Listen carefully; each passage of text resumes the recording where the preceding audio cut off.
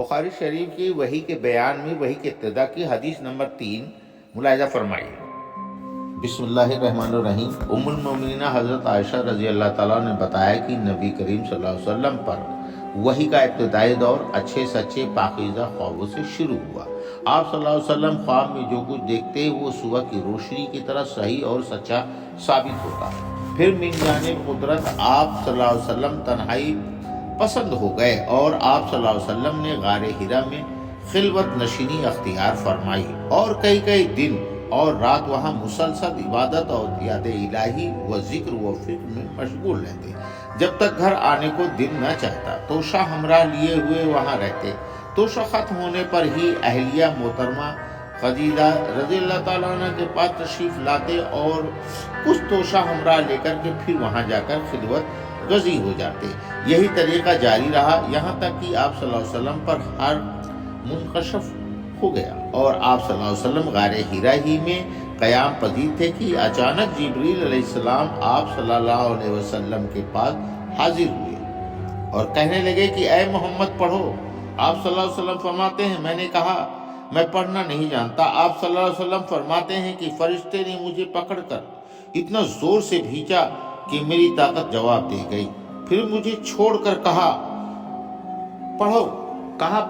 پھر میں نے وہی جواب دیا کہ میں پڑھا ہوا نہیں ہوں۔ اس فرشتے نے مجھ کو نہایت ہی زور سے بھینچا کہ مجھ کو سخت تکلیف محسوس ہوئی۔ پھر اس نے کہا کہ پڑھو۔ میں نے کہا کہ میں پڑھا ہوا نہیں ہوں۔ فرشتے نے تیسری بار مجھ کو پکڑا، تیسری مرتبہ پھر مجھ کو بھینچا، پھر مجھے چھوڑ دیا اور کہنے لگا کہ پڑھو اپنے رب کے نام کی مدد سے جس نے پیدا کیا اور انسان کو خون کی پٹکی سے بنایا، پڑھو اور آپ کا رب بہت ہی مہربانیاں کرنے والا ہے۔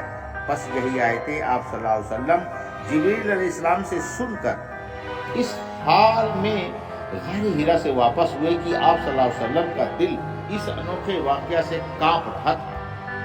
آپ صلی اللہ علیہ وسلم خدیجہ رضی اللہ تعالیٰ عنہ کے یہاں تشریف لائے اور فرمایا کہ مجھے کمبل اڑاؤ۔ لوگوں نے آپ صلی اللہ علیہ وسلم کو کمبل اڑا دیا۔ جب آپ صلی اللہ علیہ وسلم کا ڈر جاتا رہا تو آپ صلی اللہ علیہ وسلم نے اپنی جوزہ محترمہ خدیجہ رضی اللہ تعالیٰ عنہ کو تفصیل کے ساتھ یہ واقعہ سنایا اور فرمانے لگے کہ مجھ کو اپنی جان کا خوف ہو گیا ہے۔ آپ صلی اللہ علیہ وسلم کی اہلیہ محترمہ خدیجہ رضی اللہ تعالیٰ عنہ نے آپ صلی اللہ علیہ وسلم کو ڈھارس بندھائی اور کہا کہ آپ کا خیال صحیح نہیں ہے۔ اللہ کی قسم آپ کو اللہ کبھی رسوا نہیں کرے گا۔ آپ تو اخلاق فاضلہ کے مالک ہیں، آپ تو کنبہ پرور ہیں، بے قصوں کا بوجھ اپنے سر پر رکھ لیتے ہیں اور مفلسوں کے لیے آپ کماتے ہیں۔ مہمان نوازی میں آپ بے مثال ہیں اور مشکل وقت میں آپ امر حق کا ساتھ دیتے ہیں۔ ایسے اوصاف حسن والا انسانیوں بے وقت ذلت و خواری کی موت نہیں پا سکتا۔ پھر مزید تسلی کے لیے خدیجہ رضی اللہ تعالیٰ عنہ آپ صلی اللہ علیہ وسلم کو برقہ بن نوفل کے پاس لے گئیں جو ان کے چچا زاد بھائی تھے اور زمانہ جاہلیت میں نصرانی مذہب اختیار کر چکے تھے اور عبرانی زبان کے قابل تھے۔ چنانچہ انجیل کو بھی حسب منشاء خداوندی عبرانی زبان میں لکھا کرتے تھے۔ انجیل سریانی زبان میں نازل ہوئی تھی، پھر اس کا ترجمہ عبرانی زبان میں ہوا۔ برقہ اسی کو لکھتے تھے۔ وہ بہت بوڑھے ہو گئے تھے، یہاں تک کہ ان کی بینائی بھی رخصت ہو چکی تھی۔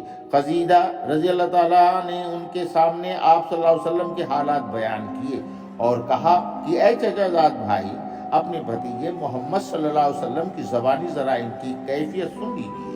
وہ بولے کہ بھتیجے آپ نے جو کچھ بھی دیکھا ہے اس کی تفصیل سناؤ۔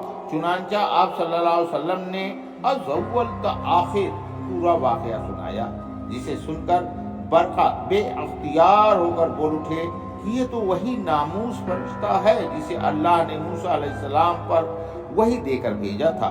کاش میں آپ کے اس عہد نبوت کے شروع ہونے پر جوان عمر ہوتا، کاش میں اس وقت تک زندہ رہتا جبکہ آپ کی قوم آپ کو اس شہر سے نکال دے گی۔ رسول اللہ صلی اللہ علیہ وسلم نے یہ سن کر تعجب سے پوچھا کیا وہ لوگ مجھ کو نکال دیں گے؟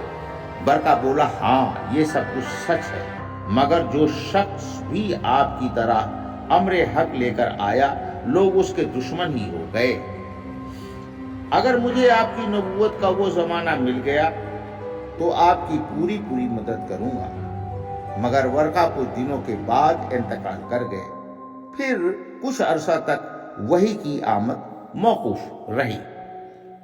اللہ رب العزت ہم سب کے غلطیوں کو معاف فرمائے اور ہمارے لیے اس کی غلطیوں کو معاف فرما کر کے صدقہ جاریہ بنائے۔ آمین ثم آمین۔